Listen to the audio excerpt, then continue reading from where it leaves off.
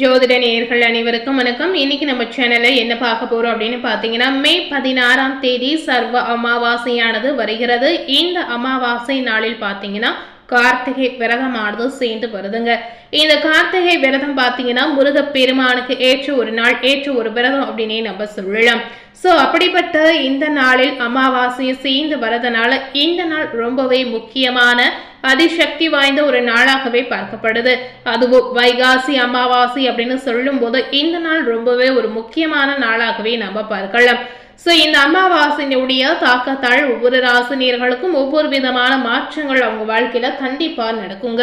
அந்த வகையில உங்களுடைய ராசி கும்பம் ராசியை இருந்தா கும்பம் ராசினியர்களுக்கு இந்த காலகட்டத்தில் என்ன மாதிரியான நல்ல விதமான மாற்றங்கள் ஏற்பட்டிருக்கு அப்படிங்கிறத நாம பார்க்கலாம். அதுபோலவே இந்த அமாவாசை நாளில் உங்க வாழ்க்கையில் இருக்கக்கூடிய கடன் பிரச்சனை தீர்வதற்கும், உங்களை பிடித்திருக்கக்கூடிய ஜென்ம பாவங்கள் நீங்குவதற்கும், அது மட்டுமல்லாமல் உங்களுடைய வாழ்க்கையில் இருக்கக்கூடிய கண் திருஷ்டி, எதிர்மறை ஆற்றல், இது அனைத்துமே நீங்குவதற்கு ஒரு முக்கியமான பரிகாரத்தை நீங்க செய்யலாம்.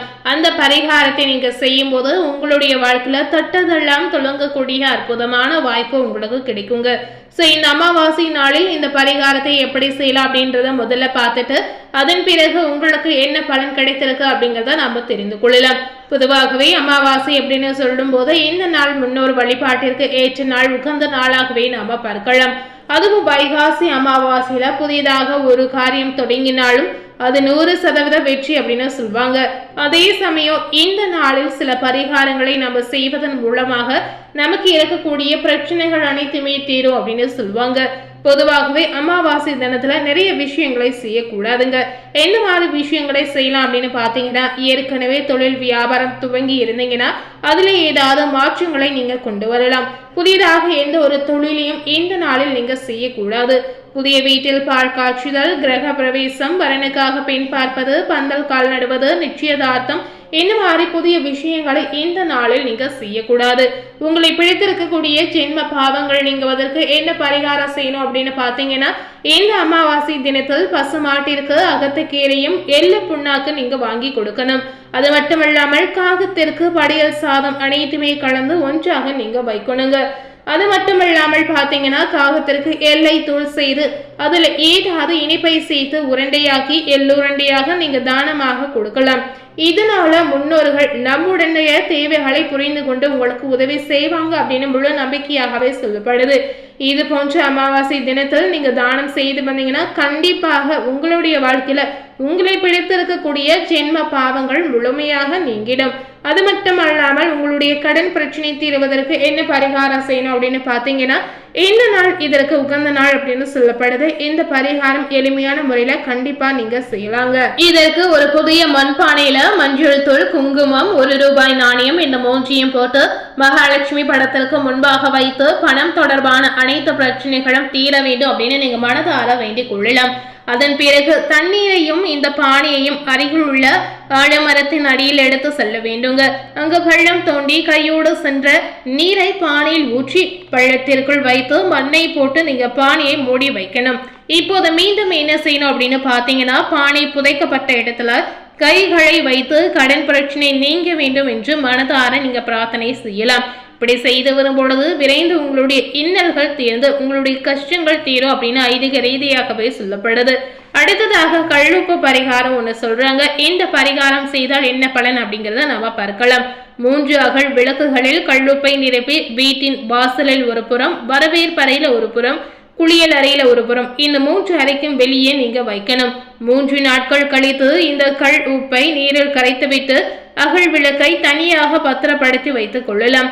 இதனால வீட்டில் உள்ள எதிர்மறை ஆற்றல், கண் திருஷ்டி, நன்மைகள் அனைத்துமே உங்களுக்கு கிடைக்குங்க. அதாவது கண் திருஷ்டி நீங்க உங்க வாழ்க்கையில நடக்கக்கூடிய எந்த ஒரு விஷயமாக இருந்தாலும் சரி அனைத்துமே நல்ல விதமாக நடந்து நிறைய நன்மைகள் இதனால உங்களுக்கு கிடைக்கும் அப்படின்னு ஐதீக ரீதியாகவே சொல்லப்படுது. இந்த அமாவாசை நாளில் எப்படி பரிகாரங்களை செய்தா என்ன பலன் அப்படிங்கிறத பார்த்திருப்பீங்க.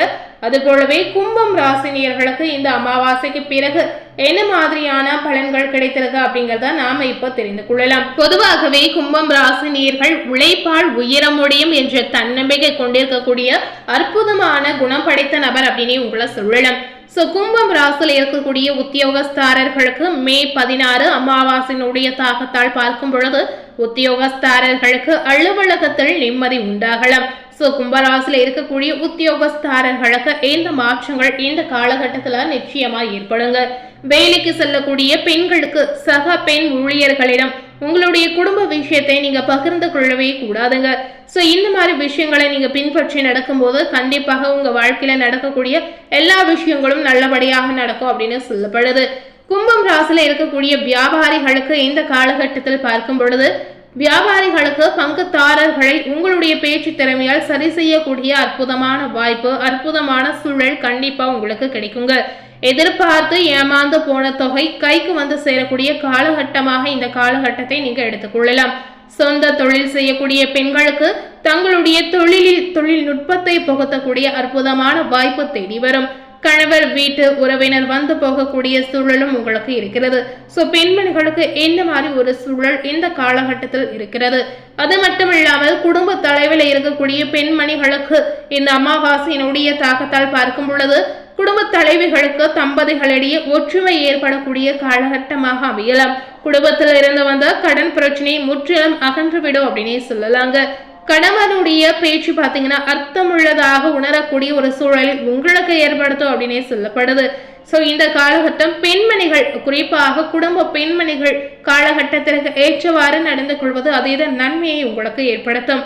கும்பம் ராசியில இருக்கக்கூடிய கலைஞர்களுக்கு பார்த்தீங்கன்னா கல்யாண பேச்சுவார்த்தை நல்ல விதத்தில் முடியலாம். புதிய நபர் உங்களுக்கு சிபாரிசு செய்யக்கூடிய ஒரு சூழல் கண்டிப்பாக இருக்கிறது.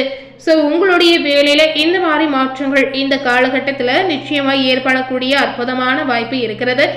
இந்த நேரத்துல உங்களுடைய புதிய படப்பிடிப்பு எதுவாக இருந்தாலும் அனைத்து விஷயங்களும் உங்களுக்கு நல்லபடியாக நடந்து முடியலாம். கும்பம் ராசியில இருக்கக்கூடிய மாணவ மணிகளுக்கு இந்த காலகட்டம் பாத்தீங்கன்னா படிப்பில் ஆர்வம் அதிகரித்து தானாகவே மற்றவரின் தூண்டுதலின்றி படிக்க துவங்கக்கூடிய ஒரு சூழல் இருக்கு அப்படின்னு சொல்லப்படுது. அது போலவே உடல் நலத்தில் கவனம் உங்களுக்கு ரொம்ப ரொம்ப அவசியம்.